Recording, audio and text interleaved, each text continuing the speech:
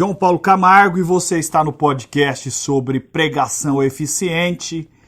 Esse é o 6º áudio e dessa vez nós vamos fazer de uma forma interessante que você também pode usar nas suas pregações, seja na preparação, como também no momento da ministração.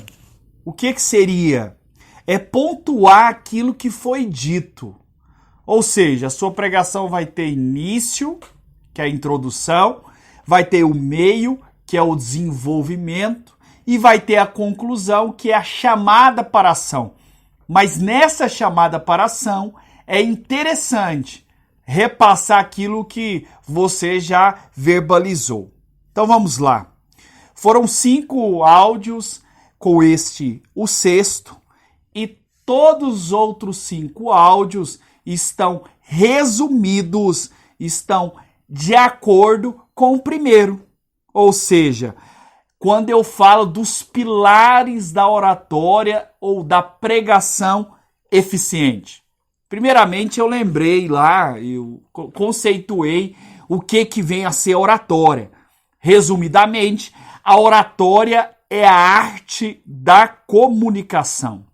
E você entendeu da necessidade de aprimorar a sua fala com uma linguagem correta. Se você tem uma linguagem coloquial, que é a linguagem mais popular, que você diminua as gírias. E ainda melhor, se for nas pregações, que você extermine as gírias, um jeitinho de falar com os ruídos, ao invés de uma pausa, quando você for fazer as perguntas, quando você for parar de falar sobre um assunto, ou também aqueles ruidinhos, como eu estou dizendo, o né, viu?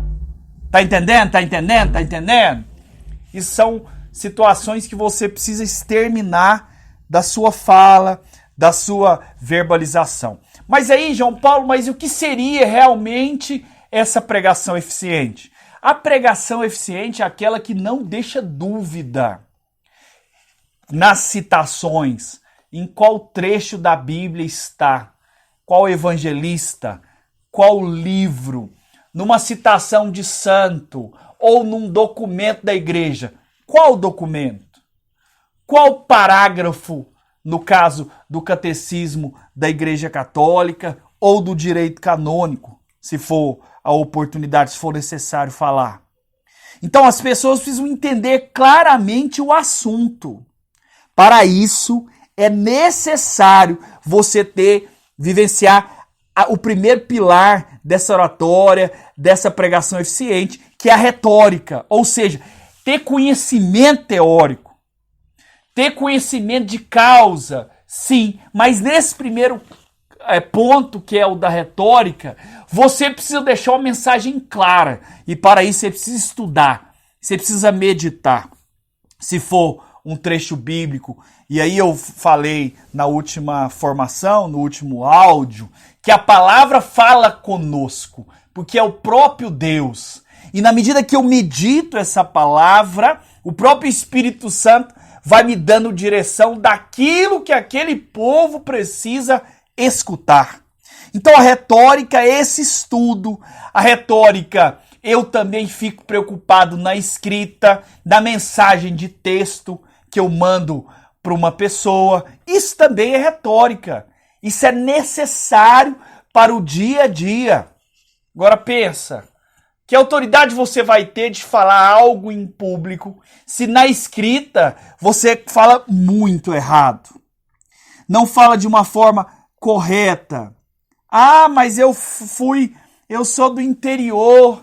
Ah, mas tem aquele pregador que fala de um jeito tão bonito. Se você estiver escutando, que ele aprenda ainda a falar melhor, que ele leia mais livros. Por que não? A criança não se desenvolve na parte da fala. Por que um adulto ainda não pode se desenvolver? Nesse caso, leitura é muito bom. No segundo pilar, nós falamos da eloquência, de desenvolver a fala, saber o tom de voz para cada momento, saber pronunciar as palavras ou as frases sem engolir nenhuma sílaba, nem no início e muito menos no final, para que a mensagem seja eficiente. E o terceiro ponto, terceiro pilar dessa pregação eficiente é usar de história com E, usar de história com H, usar perguntas, saber gesticular, saber contar algumas piadas sem exageros, em nada. Não tem a frase que é muito costumeira de se ouvir em muitas situações, menos é mais. Então eu preciso também ter uma presença visual, o que eu vou vestir, a forma que eu estarei indo para lá. Isso também é evangelização. Mas acima de tudo, no caso da persuasão, é dar testemunho. É igual o vendedor dizer assim, ó, tá saindo muito desse tênis. Ou seja, as pessoas estão gostando. Isso não ajuda a tomar a decisão. A mesma coisa do seu dia a dia. Ó, eu comi daquele prato. É uma delícia.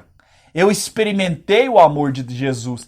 Na medida que eu fui entregando a minha vida para Deus, quantos milagres foram acontecendo no meu dia a dia. A minha vida foi sendo transformada. Então, o testemunho arrasta. O testemunho faz a pessoa mudar de vida.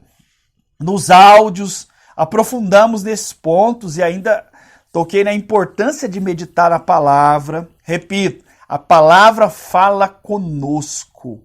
É o próprio Deus que fala conosco. Meu irmão ou minha irmã que está escutando esse áudio, vamos seguindo, vamos adiante. Um abraço.